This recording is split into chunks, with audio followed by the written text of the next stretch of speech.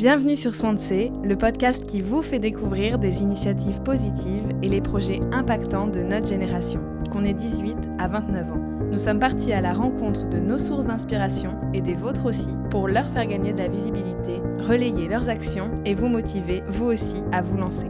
Bon épisode!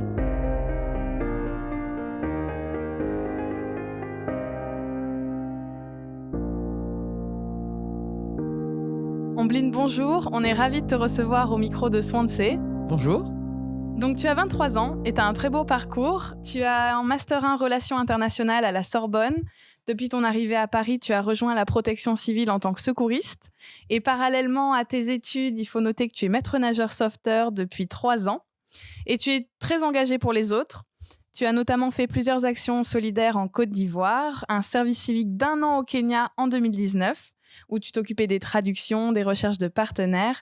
Tu as été également responsable de projets en ONG à Lomé au Togo, où tu formais les jeunes aux premiers secours. Et quand on cherche bien sur Google, on te retrouve même en train de faire de la cornemuse sur SoundCloud. Donc, waouh, t'as plein de choses à nous dire aujourd'hui.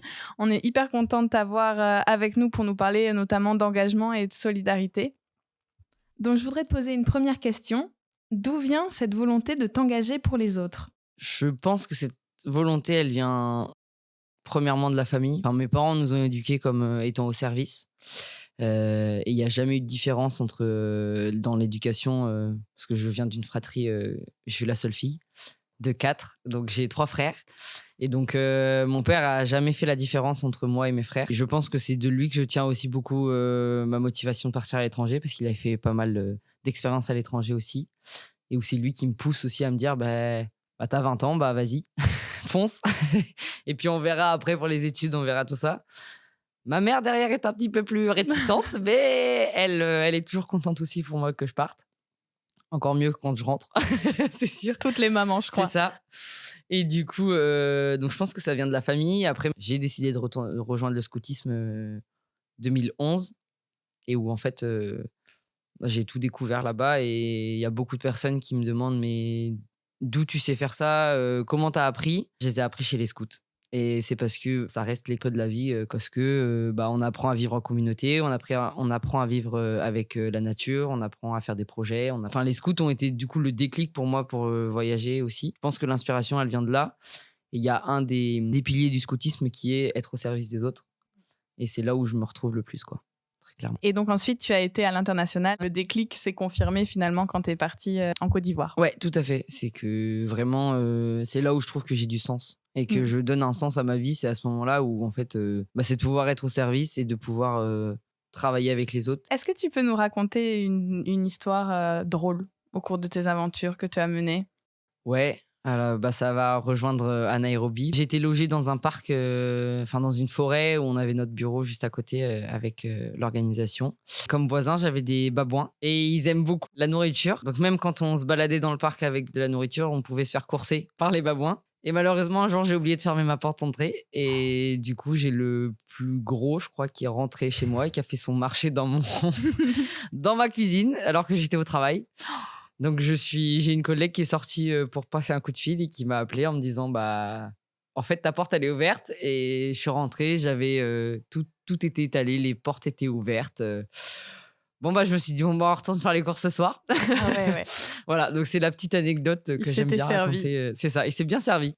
Tu m'as parlé de la volonté de t'engager pour les autres, mais toi, qu'est-ce que ça t'apporte ? Tu m'as dit que ça te donnait un sens à ta vie. Ouais. Ça veut dire quoi concrètement ? Compliqué. Hein. En fait, ce que ça m'apporte, c'est que en donnant un peu, on reçoit énormément. Enfin, on reçoit x10 même. Moi, c'est vrai que de mes voyages, et notamment de mon premier voyage, je suis revenu totalement transformé. Où j'ai des amis que j'avais quittés en juin, qui m'ont retrouvé en septembre et qui m'ont dit « T'es plus la même personne, t'as pris en maturité. » Et le fait d'être au service des autres, du coup, ouais, ça m'apporte énormément parce que je me développe et je me construis comme ça. Et ça m'aide à m'ouvrir aussi, à avoir une ouverture d'esprit assez forte parce que je me dis, en fait, j'ai beaucoup de chance et je m'en suis rendu compte dans les différents pays d'Afrique que j'ai pu faire. Un passeport français, c'est très, très pratique. Vraiment. Moi, j'ai été toujours accompagné par l'ambassade. Bah, on a toujours une sécurité derrière qui nous assure. Et donc ça, c'est vraiment agréable. Et humainement, moi, j'ai rencontré des personnes qui m'apportent toujours aujourd'hui et qui me poussent toujours plus loin, à chaque fois. Enfin, pour l'anecdote, quand j'ai choisi mon service civique, je savais que les Scouts et Guides de France faisaient un service civique aussi avec les Scouts de Côte d'Ivoire. Et moi, je m'étais dit, j'ai envie de retourner en Côte d'Ivoire, j'ai envie de retrouver mes potes, j'ai envie de retrouver tout le monde. Et à ce moment-là, j'ai appelé mon père ivoirien parce que voilà, on s'appelle de temps en temps. Et il m'a dit non, tu vas partir à Nairobi. Si tu as une mission à Nairobi, tu pars à Nairobi. Tu reviens pas à Abidjan. Et il m'a dit écoute-moi bien, si tu prends pas ton avion pour Nairobi, je prends un avion pour Paris et je te mets dans l'avion pour Nairobi. Sa parole était même un petit peu, par rapport à ça, était plus forte que celle de mes parents. Et finalement, j'ai passé Noël avec eux. Parce que je suis parti, j'ai pris un vol Nairobi à Abidjan et j'ai fait Noël et Nouvel An avec eux, quoi. Parce que celui que tu appelles ton père ivoirien, c'est pas ton père de sang? Non. Tu l'as rencontré comment? Mon premier projet en Côte d'Ivoire, c'était le directeur de camp. Et en fait, il nous a accompagnés. Pour le coup, c'était vraiment Et c'est comme ça que j'ai découvert aussi l'accompagnement des partenaires. C'est qu'en fait, il était aux petits soins avec nous, sans pour autant nous materner. C'était vraiment quelqu'un de confiance, quoi. Vraiment. Et depuis, nous, il nous considère comme ses enfants. Et moi, il m'envoie des messages, il dit bonjour ma fille. Alors que pourtant, je suis pas sa fille de sang. Et en fait, on a partagé aussi un moment très fort avec lui pendant notre projet en 2018, c'est qu'il s'est marié. Et du coup, on était là à son mariage. Et donc, pour lui, c'est très, très important. Et depuis, moi, ça fait 5 ans que dès que je retourne en Côte d'Ivoire, c'est le premier à être au courant, quoi. C'est vraiment un beau message. Donc, tu vas finir ton Master 2. Ouais. Et suite à ça, est-ce que tu peux nous citer les prochains projets que tu as dans la tête, ceux que tu rêverais de réaliser à court, moyen ou long terme? Alors là, en ce moment, c'est plus le projet pro qui est central parce que voilà, j'ai pu vivre des expériences de bénévolat, mais à un moment donné, il faut quand même avoir des sous dans la poche, c'est quand même plus pratique. Et du coup, moi, le plus gros projet, là, c'est de pouvoir partir en mission humanitaire avec des ONG comme Médecins sans frontières ou SOS Méditerranée. Ça me permettrait de allier l'humanitaire et la partie sauvetage, qui est importante aussi pour moi parce que c'est des moments très forts en saison. Ou alors même, si possible, ça serait peut-être à plus long terme, ça, mais ça serait avec le Comité international de la Croix-Rouge, où là, c'est sur des conflits armés, sur des situations de crise très fortes.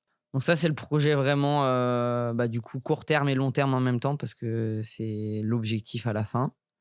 Je sais que c'est un métier que je ne ferai pas toute ma vie, parce qu'il y a un moment donné où il y a des questions personnelles qui se posent, et donc, du coup, je suis obligé de penser aussi à ça. Mmh. Mais je continuerai, par contre, à être dans ce domaine-là. On peut développer sur le siège, pas forcément sur le terrain. Et sinon, je me suis rendu compte, par exemple, là, quand je suis parti au Sénégal, que partir en Afrique sans projet en tourisme, j'ai du mal. Ouais. C'est dur. Donc, pourquoi pas continuer là-dedans. J'avais possibilité d'avoir un stage normalement en L3 où je suis parti au Togo. À la base, je devais partir en Tanzanie où j'avais un projet avec des enfants de la rue encore et où le pays est passé en rouge à cause du Covid. Donc, du coup, j'ai pas pu partir. C'était encore la période. Ouais, cette période-là. Et donc, du coup, je me suis rabattu sur le Togo. Mais donc, du coup, ce projet-là, j'aimerais bien le mener. Et puis après, pouvoir... C'est vrai que pour l'instant, je suis concentré sur l'Afrique parce que j'ai été accueilli les bras ouverts et que c'est une phrase que mon père m'a dit avant que je parte à mon premier projet. Il m'a dit l'Afrique, soit ça se passe bien et donc tu y retourneras toute ta vie, soit ça se passe mal et tu remettras plus jamais les pieds dedans.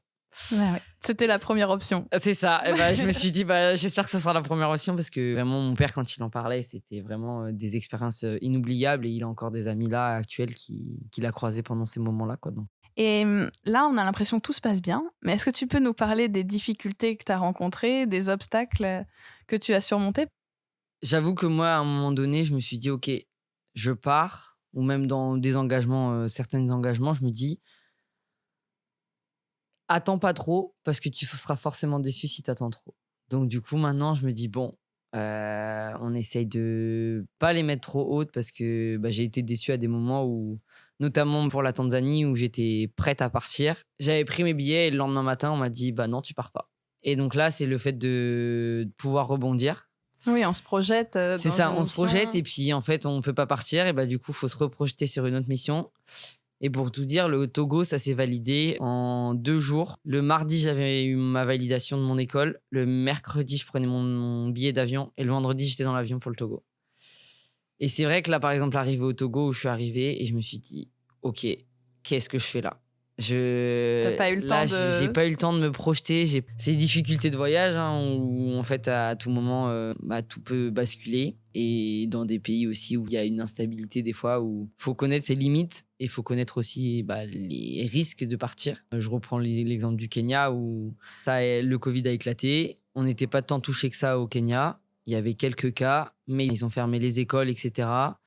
Et moi, j'ai passé 1 semaine et demie à me dire est-ce que je rentre pas, est-ce que je rentre pas. Ma mère était là, tu rentres. Mon père était là, c'est toi qui sais. Mais d'un côté, j'avais mes frères qui me disaient tu sais pas, mais papa, il cherche des billets d'avion pour que tu rentres jusqu'à 2h du mat. À 4h, il était réveillé parce qu'il était stressé, etc. Et là, je me suis dit bon, va peut-être falloir prendre la décision de partir. Donc, j'ai pris la décision de partir. Et je suis arrivé chez moi, il était 4h du mat. J'avais fait plus de 24 heures de transit. Et en fait, c'est le lendemain matin où je me suis réveillé. Je me suis dit, mais qu'est-ce que je fais là?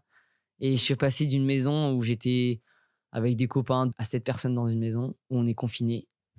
Et où Et moi, on bouge plus. On bouge plus. Et moi, je suis considéré comme potentiellement Covid parce que j'avais transité. Et donc, 2 semaines à vivre un peu éloigné de la famille, alors que moi, j'avais qu'une envie, c'était de rester au Kenya. Du coup, c'est les aléas aussi où je me suis dit, OK, là, en fait, j'ai pas trop le choix. Et c'est les risques de partir à l'étranger, quoi. Les difficultés, elles ont plus été mentales que physiques, je dirais. Parce que du coup, c'est une préparation mentale qu'il faut faire à une arrivée, à un départ, mais aussi à un retour en France. Où moi, le choc culturel, je l'ai à chaque fois que je rentre en France. Et pas quand j'y vais. Tout le monde m'a dit, oui, tu vas voir, tu vas arriver. Ça va te faire bizarre, nanana. C'est pas la même culture, c'est pas la même manière de fonctionner. Qu'est-ce qui te choque quand tu rentres en France? Les gens se plaignent, mais d'une force. Moi, je me dis, mais vous vous rendez pas compte de la chance qu'on a. Et c'est aussi le temps. On est tout timé. Genre, tout est chronométré chez nous. Alors que en Côte d'Ivoire, moi, c'était bon, on a une réunion, je passe dans la matinée. Le réflexe d'un Français, quelle heure? Dans la matinée. La matinée, elle commence à 6h du mat, elle finit à midi. Je passerai dans la matinée. T'es là, t'es pas là. Voilà, on fera avec. Et t'es là, ok. Et en fait, tu commences quelque chose et tu le finis avant de commencer autre chose. Ce qui fait que t'es pleinement dans ta mission. Et ça, je m'en suis rendu compte quand je suis rentré en 2019, où en fait, je suis arrivé de l'avion et je me suis dit, ok, faut que j'aille prendre le bus, faut que j'aille prendre le train. Mes parents, ils viennent me chercher.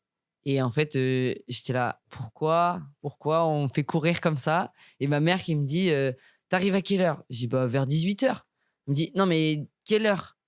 Je dis, maman, que j'arrive à 18h, 18h05, 18h09, en soi, c'est quoi 5 minutes, quoi?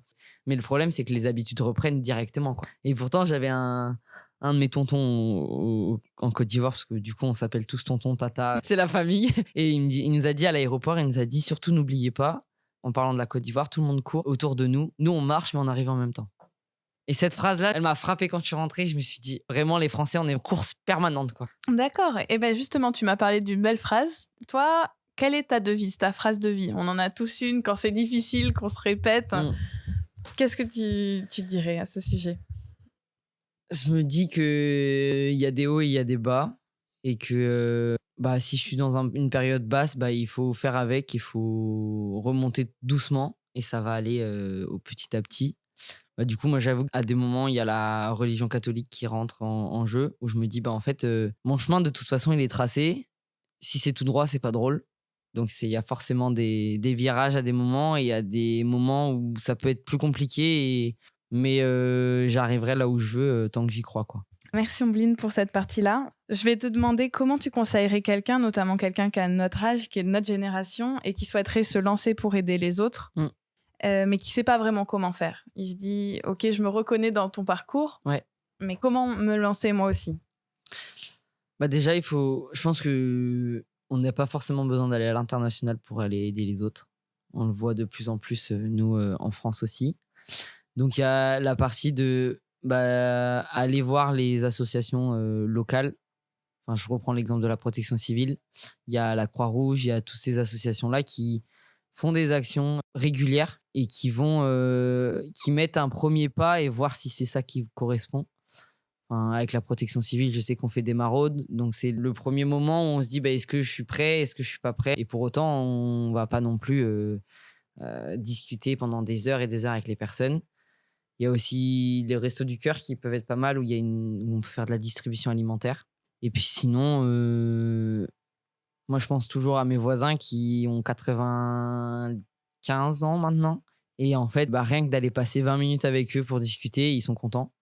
Et donc, c'est aussi ça, aller vers les autres. C'est pas forcément que les personnes en précarité, c'est aussi les personnes âgées, c'est aussi toutes les personnes qui ont pas forcément besoin, mais c'est d'être là pour les autres. Et après, pour le côté international, vous renseignez au niveau des ONG. Il faut faire attention parce qu'il y a des ONG qui sont pas hyper fiables. Donc, essayez d'avoir des témoignages de personnes qui sont parties. Un organisme qui aide beaucoup pour les Français, c'est France Volontaire. C'est un organisme qui est pas mal développé dans différents pays ou même différentes régions et qui recense toutes les actions et toutes les ONG avec lesquelles ils ont des projets. Et puis, les services civiques, on a Solidarité Internationale VSI qui permettent d'avoir une expérience professionnelle aussi, quoi. Et toi, t'as jamais eu peur d'oser? C'est dur, mais en fait, une fois qu'on a fait le premier pas, on avance tout doucement. Chemine. Voilà, c'est ça. Et puis, je pense que je remercierai jamais assez mes parents pour ça. Parce que c'est mes parents qui m'ont dit tu veux faire une pause? Pas de souci. En fait, il faut être accompagné aussi. Accompagné parce que c'est ça le plus important, c'est de se sentir entouré, de se sentir porté par des personnes. Parce que moi, c'est mes parents qui m'ont dit, et notamment mon père qui m'a dit vas-y, tu veux partir, pars. On sera là. Et beaucoup de monde m'a dit mais ça te fait pas peur de partir pendant 6 mois, 10 mois, 12 mois à l'étranger? On a été éduqués comme ne pas être dépendant affectivement. Mon père ne voulait pas qu'on soit dépendant d'eux. Et donc, du coup, de là à dire que je suis indépendante, je ne sais pas. mais de pouvoir vivre mes expériences et de faire mes propres choix, ça, c'est quelque chose que mes parents ils nous ont appris à faire. Ce que je dis toujours, c'est les gens, ils vont nulle part. Si c'est vraiment des personnes à qui je tiens et qui tiennent à moi, ma famille, elle n'ira nulle part. Elle restera en France et elle restera au même endroit où elle bougera, mais j'aurai les informations. Et les amis, moi, je les compte sur les doigts d'une main. C'est vrai. Alors, on en vient à une question un petit peu subjective. Là, demain, tu deviens coordinatrice de mission humanitaire. Donc, c'est toi qui as les clés du camion, comme on dit. Est-ce que tu pourrais nous donner un axe prioritaire que tu mettrais en place concrètement? Alors, en fonction des missions, c'est ça aussi qui est compliqué parce qu'en fonction de la mission, si c'est une mission catastrophe, une mission conflit, une mission épidémique, c'est différent. Mais l'axe prioritaire, ça serait un accès aux soins et un accès à la santé pour les personnes qui sont dans la crise parce que ça reste le plus important. Et aussi de travailler avec les ONG et les associations de développement du coup qui viennent après sur le terrain pendant plusieurs années pour reconstruire, pour relancer, et pouvoir justement réussir à avoir ce lien-là. Et maintenant, si tu devais dîner avec 2 personnes ou personnalités, mortes ou vivantes, qui t'inspirent, qui ce serait? Baden-Powell, c'est le fondateur des scouts, qui est décédé, mais... Il sera là au dîner. C'est ça. Parce que, en fait, le scoutisme qu'il a fondé, ça a évolué avec le temps et ça a évolué avec les époques, ce qui est normal. Mais en fait, c'est une opportunité qu'il a offert aux jeunes de se développer et d'apprendre à vivre et d'apprendre à monter des projets. Et du coup, comme le scoutisme reste un élément clé de ma vie, ça serait de pouvoir en discuter aussi. Ça reste des moments où moi, j'ai appris à me connaître et j'ai appris à me développer énormément. Et c'est ce qui a fait qui je suis maintenant, en vrai. Et du coup, la deuxième personne, parce que j'ai pas beaucoup l'occasion de le voir aussi, ça serait mon papa ivoirien, parce que, comme j'ai dit tout à l'heure, il est toujours là à me pousser, à être aux petits soins avec moi, à s'inquiéter. Mon dernier voyage en Côte d'Ivoire, je suis parti, j'étais pas dans un très bon état. Je ne sais pas ce que j'ai attrapé, mais c'était pas le paludisme, ça c'est sûr. Et en fait, il s'est inquiété. Il était à la limite à venir vouloir dormir avec moi à l'hôpital. Moi, je sais que c'est la première personne que j'appellerai si j'arrive en Côte d'Ivoire. Et puis, il a aussi beaucoup œuvré sur Abidjan. Il est coordinateur du réseau des enfants de la rue. Et ça fait plus de 20 ans qu'il le fait. Donc, il est très calé sur le sujet et c'est hyper intéressant de parler avec lui là-dessus. Et là, il a commencé à monter sa propre association. Et donc aussi, c'est ça, même à 50 ans, il se dit, en fait, j'ai envie de continuer le travail que je fais. Il a dit, OK, je mets en place ma propre association et il est en train de la monter là. C'est aussi là-dessus de me dire, en fait, c'est jamais trop tard. Quand on veut, on peut, quoi. Ça va faire un bon dîner. Ouais. C'est génial. Merci beaucoup, Ombline, pour cette interview. J'ai appris plein de choses et j'ai trouvé ça vraiment, vraiment hyper intéressant. Donc, merci beaucoup. Et merci à toi aussi. Si vous avez aimé cet épisode, n'hésitez pas à mettre 5 étoiles sur le podcast et à le partager le plus possible à vos amis, à vos proches et à vos propres sources d'inspiration. Retrouvez-nous également sur tous nos réseaux sociaux en tapant swansea.co et sur notre site internet du même nom. Alors, on a besoin de vous, donc à la semaine prochaine, car désormais, c'est à nous de parler.